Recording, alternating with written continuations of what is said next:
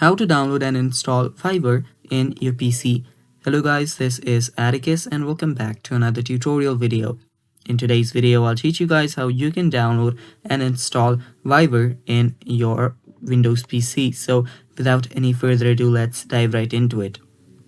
Here the first step is, of course, open up a web browser and then simply search for Fiverr.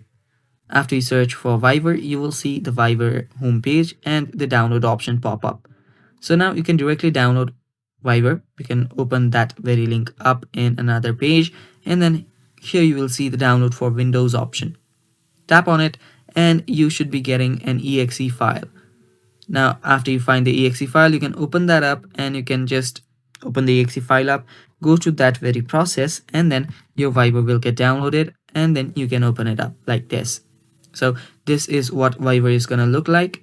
Now you can easily log in into your account by opening up your mobile phone, and after you open up your mobile phone, you can just open up your Fiverr, head over to your menu screen on the bottom right, tap on the QR reader code that is on the top right corner, and then scan this very QR code and you'll get logged in into your account. And that is how you can download and use Fiverr in your PC. Thanks for watching guys, that is all for today's video. Stay tuned for more and bye bye, take care.